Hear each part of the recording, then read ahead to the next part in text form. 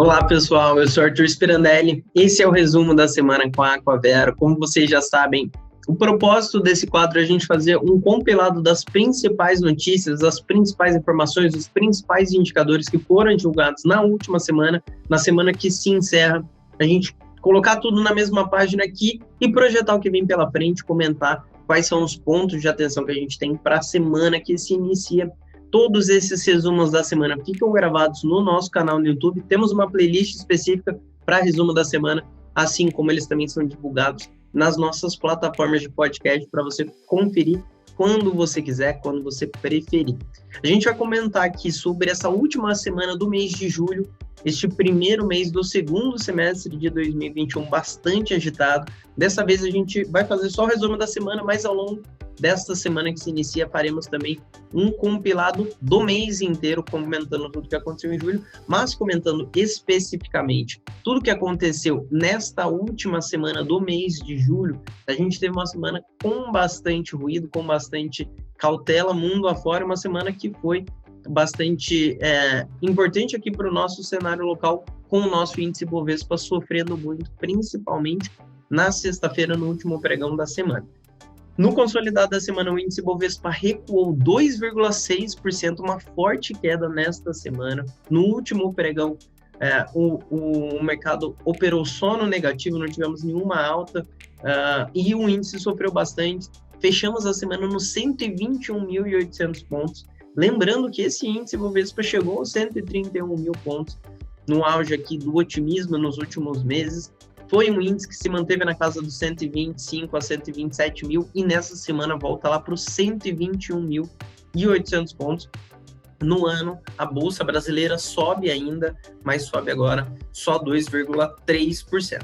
O dólar comercial, por outro lado, apesar de todas as volatilidades, esse dólar subiu bastante, caiu bastante. No consolidado final da semana, ele subiu na margem, subiu 0,2%, cotado ainda ali na casa dos R$ 5,21. No ano, o dólar, a moeda americana, sobe agora 0,3%. Esse dólar que chegou a subir para 5,80, chegou a cair para 4,90, agora nessa casa dos R$ 5,21. Levando para a curva de juros, a curva DI, a gente costuma observar ali o vértice de janeiro de 2031, muito utilizado para crédito bancário. Esse vértice fechou numa alta de 26 base points na semana, chegando a 9,44%. Lembrando que tivemos esse vértice também na casa dos 9,11, 9,15%, e nas últimas semanas, nesse mês de julho, principalmente, avançando bastante. Levando para as bolsas globais, as bolsas lá nos Estados Unidos tinham renovado recordes na semana anterior, numa semana antes da que a gente está comentando agora. Nesta última semana, bastante ruído, bastante temor, as bolsas fecharam com cautela, recuaram na margem, mas no ano o S&P 500 ainda sobe 17% e o Nasdaq ainda sobe 13,8%. Começando a rodar o mundo aqui, fazendo o nosso panorama no cenário internacional principal, um dos índices mais esperados aqui desta última semana era o índice de inflação, a inflação ao consumidor, que é medida através de um índice chamado de PCE ou PCI lá nos Estados Unidos, para a gente avaliar essa onda de aumento de preços, se a inflação está de fato chegando aos Estados Unidos, que é uma das grandes preocupações do mundo neste momento. E a inflação, esse índice PCE foi divulgado pelo Federal Reserve. Na verdade, ele é utilizado pelo Federal Reserve, que é o Banco Central americano, para medir a inflação lá nos Estados Unidos, e ele acelerou na margem uma alta de 0,5% no mês e de 4% no consolidado, né, do ano contra ano, neste mês de junho. Então, a gente divulga em julho, olhando para o mês de junho, esta aceleração foi abaixo das projeções, que era de 0,6% para o mês, e em linha com a projeção de 4% para o consolidado dos últimos 12 meses. A partir dali, pelo consenso da Bloomberg, que ouve os principais economistas, especialistas mundo afora, então a inflação vindo um pouco abaixo, né, num ritmo um pouco menor do que o mercado projetava, sinal de alívio, sinal de um pouco mais de tranquilidade nessa preocupação em relação à alta dos preços, com essa quantidade de injeção de liquidez que o mercado americano fez na economia de lá. O núcleo da inflação de lá, que é uma parte deste indicador, que é muito observado também, avançou 0,5% e 3,5% no consolidado, abaixo também das expectativas de 0,6% e 3,7%. Então, um indicador que veio trazendo alívio, mostrando que esse aumento dos preços, essa alta da inflação, que nos Estados Unidos é muito difícil de ocorrer, ainda está um pouquinho distante de se tornar uma grande preocupação para as economias. Depois, levando para empregos, que também é uma grande preocupação, para mostrar para o mercado se de fato todas essas injeções de liquidez estão significando aumento do número de pessoas empregadas nos Estados Unidos. Nós olhamos um indicador semanal chamado de Jobless Claims, que é um índice de pedidos de seguro-desemprego por lá. Ele mede esse volume de pedidos, e nesta última semana ele reportou 400 mil pedidos de seguro-desemprego de trabalhadores lá dos Estados Unidos, novamente acima da projeção de 385 mil, esperados por esse consenso da Bloomberg, mas abaixo do indicador de uma semana anterior, que foi revisado para 424 mil pedidos. Então, ainda um ritmo de demissões, de pedidos de seguro-desemprego acima das expectativas, e, por outro lado, a criação de empregos, que vem em um outro indicador que não foi refletido essa semana, mostrando que isso ainda não está se transmitindo para, de fato, emprego direto para a população lá dos Estados Unidos. Depois, ainda por lá, tivemos a divulgação do PIB do segundo trimestre de 2021, fechando o consolidado de PIB do primeiro semestre de 2021 lá para os Estados Unidos, trazendo uma alta de 6,5% para o período. É uma alta excepcional, porém bem abaixo da expectativa, que era de 8,5%, com todas essas injeções de liquidez, com todos esses estímulos sendo feitos por lá. Uma alta bem abaixo, então 2 pontos percentuais abaixo do que o mercado esperava, mostrando que essa atividade ainda não é tão efetiva quanto parece, ainda não vem com uma aceleração tão grande quanto o mercado esperava. E o dado de consumo pessoal, por outro lado, ele avançou 11,8%, ele acelerou para 11,8%, muito acima de uma expectativa que era de 10,5%, mostrando que essa injeção de liquidez, esse dinheiro na mão do consumidor, está, sim, sendo refletido em gastos com o consumo pessoal, porém não refletindo em uma atividade global como um todo. Depois, saindo dos Estados Unidos, olhando para o mundo como um todo, o FMI atualizou seu cenário global de crescimento para o ano de 2021 no relatório que eles fazem de World Economic Outlook. Em suma, o crescimento, a projeção de crescimento mundial para esse ano de 2021, não houve alteração, continua naquela projeção anterior de 6% para esse ano de 2021, olhando o crescimento global.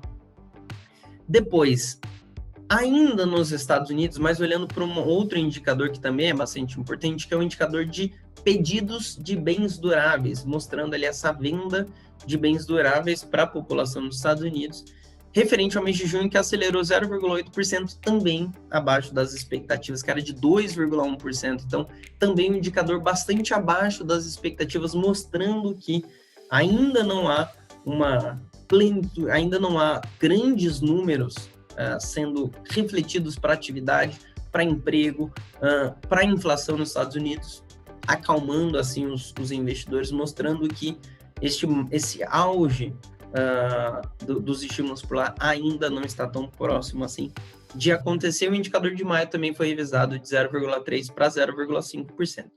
Indo para o outro lado do mundo, a Ásia, principalmente a China, se torna foco de atenções novamente no mundo, novamente por alguns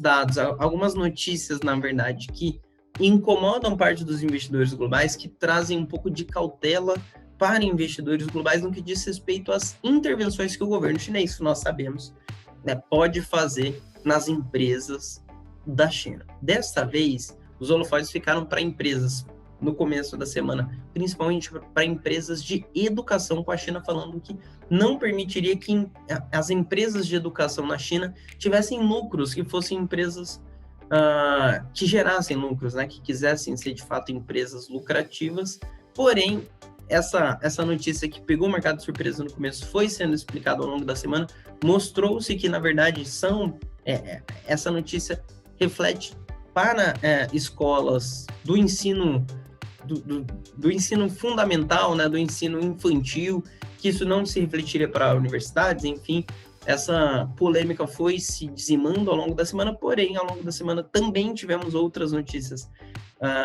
sobre movimentos regulatórios do governo da China, agora sobre empresas de tecnologia, de que essas empresas não poderiam mais se listar em bolsas de outros países do mundo, que elas não poderiam mais abrir capital, principalmente na Nasdaq, né, onde elas mais captam recursos nessas aberturas de capital.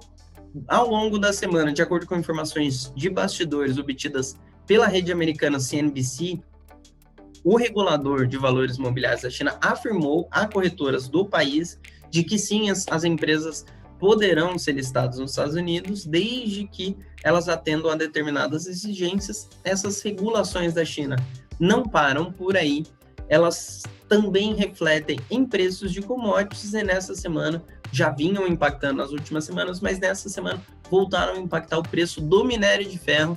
Nós, brasileiros, somos grandes exportadores de minério de ferro. A China é uma das grandes produtoras de materiais e uma das grandes importadoras de minério de ferro para a produção de aço.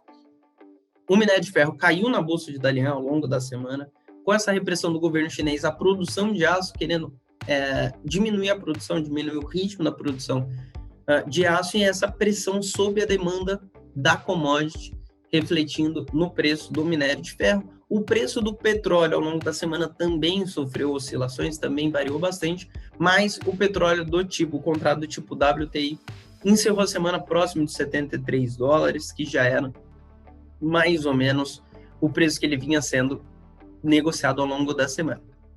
Por fim, tivemos também o Bitcoin e as criptomoedas como um todo, mas principalmente o Bitcoin voltando a acelerar. Esse Bitcoin que atingiu máximas históricas nos primeiros meses desse ano, recuou próximo dos $30 mil o Bitcoin, com todas as falas do Elon Musk, principalmente, com todas as polêmicas envolvendo a mineração do Bitcoin, a fonte de energia que o Bitcoin utiliza para essa mineração. E agora, nessa semana, depois daquela última fala de que o Elon Musk deu a entender que a Tesla pode voltar a aceitar Bitcoin sim para o futuro, e que também a Amazon estaria disposta a fazer algum tipo de investimento e aceitação de Bitcoin no futuro também, o Bitcoin saltou para cima dos $40 mil, uma forte aceleração ao longo desta última semana.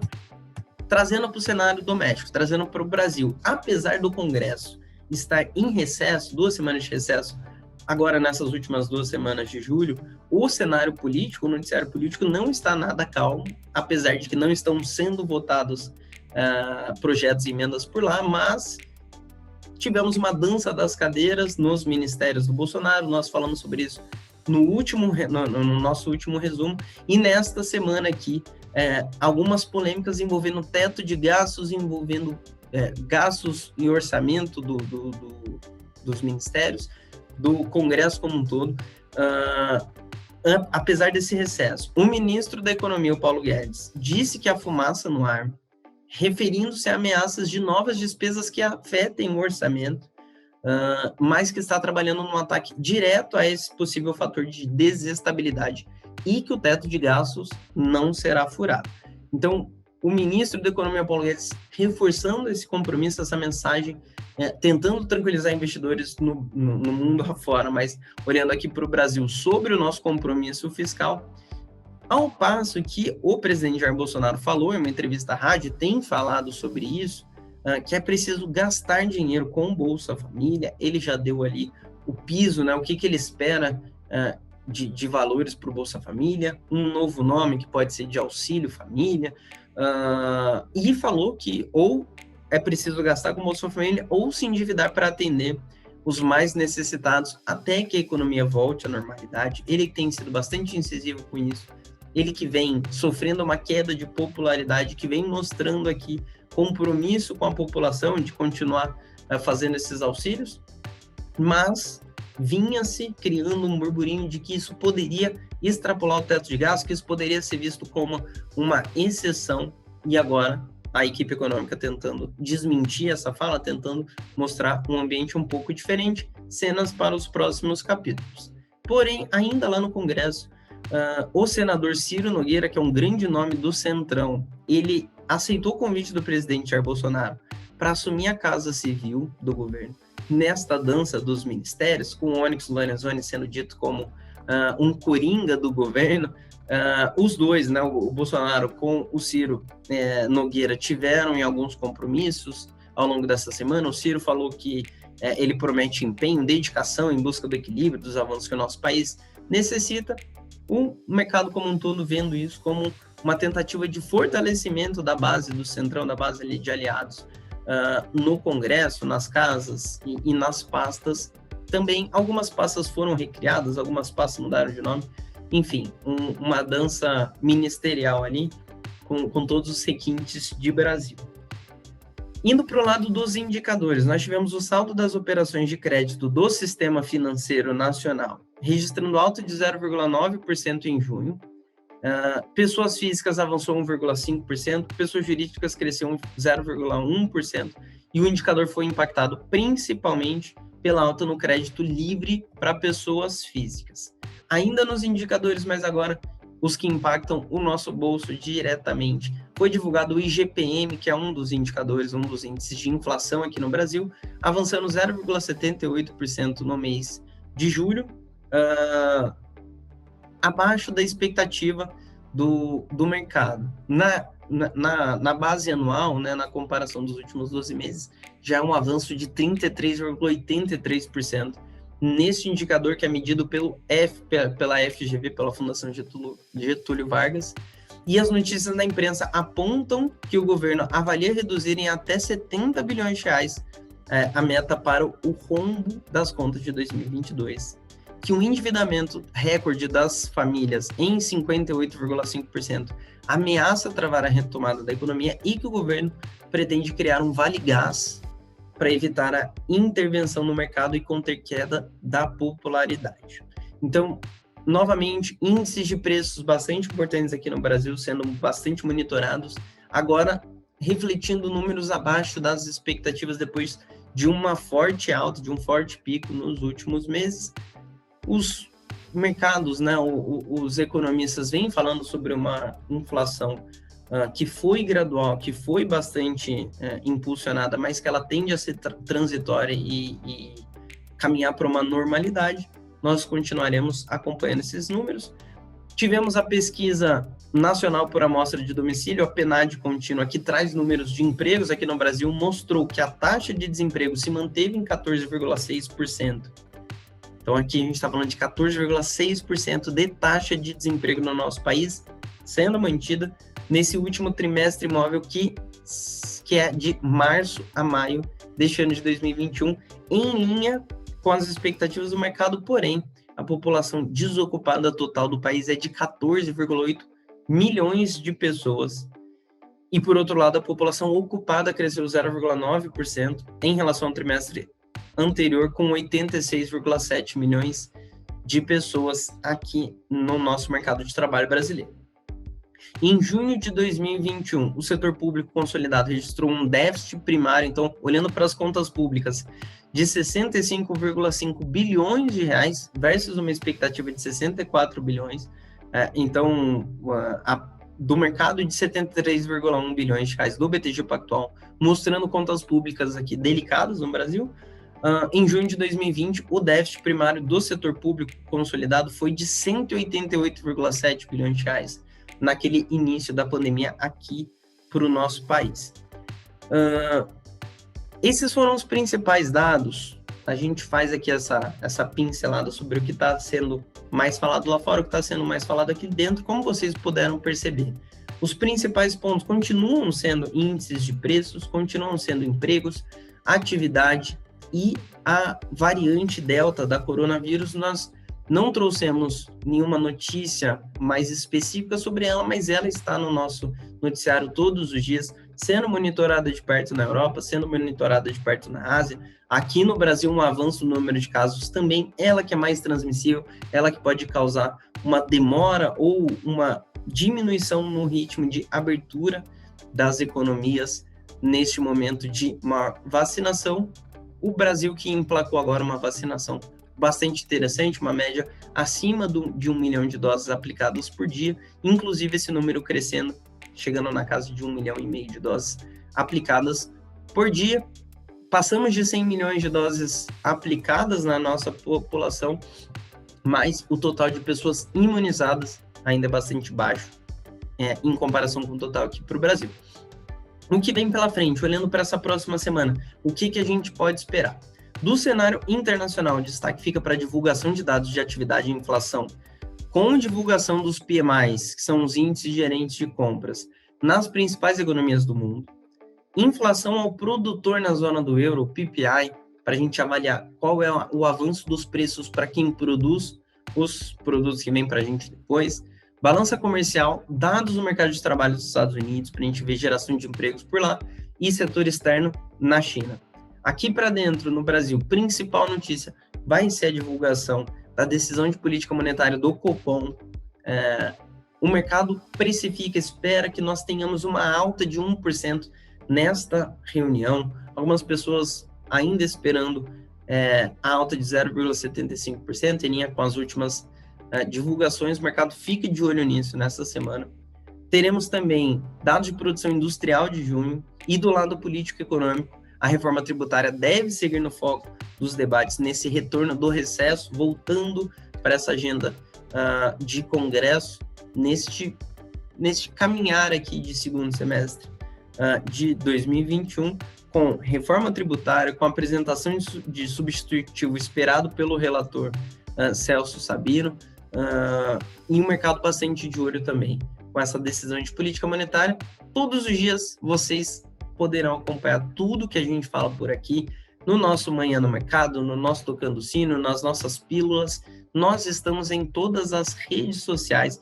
Você pode nos acompanhar por onde você preferir, a hora que você preferir. Estamos no Instagram, estamos no Telegram, na sua rede de podcasts preferida, no Spotify, enfim, por onde você quiser nos acompanhar, nós estaremos muito próximos de você, te noticiando de tudo que está acontecendo no dia a dia do mercado financeiro brasileiro e global. A gente se encontra em breve. Até mais.